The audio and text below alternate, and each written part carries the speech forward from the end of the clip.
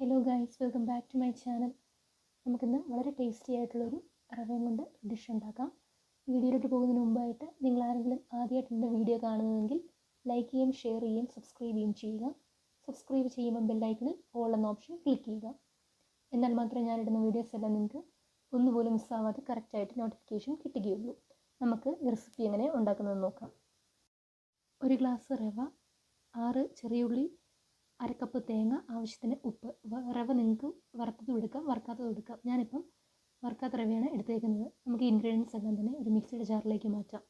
മിക്സിയുടെ ജാറിൽ നമ്മൾ എടുത്ത് വെച്ചേക്കുന്ന റവ, തേങ്ങ, ചെറിയുള്ളി, ആവശ്യത്തിന് ഉപ്പ്, ഈ മിക്സ് മുങ്ങിക്കിടക്കാൻ പാകത്തിന് വെള്ളം ഒഴിച്ച് നന്നായിട്ട് പേസ്റ്റ് പോലെ നമുക്ക് അരച്ചെടുക്കാം.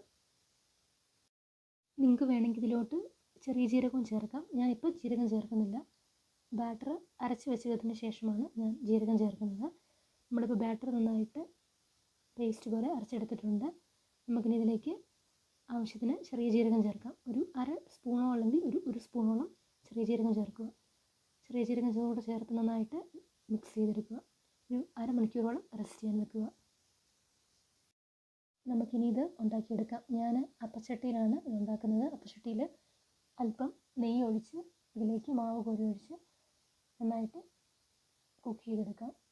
ഒരു സൈഡ് ബ്രൗൺ കളറാകുമ്പോൾ അടുത്ത സൈഡ് ഇതുപോലെ തിരിച്ച് മറിച്ചിട്ട് നന്നായി കുക്ക് ചെയ്യുക. നിങ്ങൾക്ക് വേണമെങ്കിൽ ദോശ തവയിലും ഉണ്ടാക്കാം. ഞാനിപ്പം അപ്പച്ചട്ടിയിലാണ് ഉണ്ടാക്കിയെടുത്തിരുന്നത്.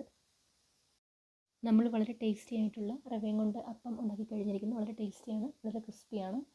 കറിയുടെ കൂടെയും കഴിക്കാം, കറി ഇല്ലാതെയും കഴിക്കാം. നിങ്ങൾക്ക് ഡിന്നറായിട്ടും രാവിലെ ബ്രേക്ക്ഫാസ്റ്റ് ആയിട്ടും വളരെ എളുപ്പത്തിൽ ഉണ്ടാക്കാൻ പറ്റുന്ന ഒരു ഡിഷാണ് നമ്മളിന്ന് തയ്യാറാക്കിയിരിക്കുന്നത്. നിങ്ങളെല്ലാവരും തീർച്ചയായും ട്രൈ ചെയ്യണം. Okay, thank you, by.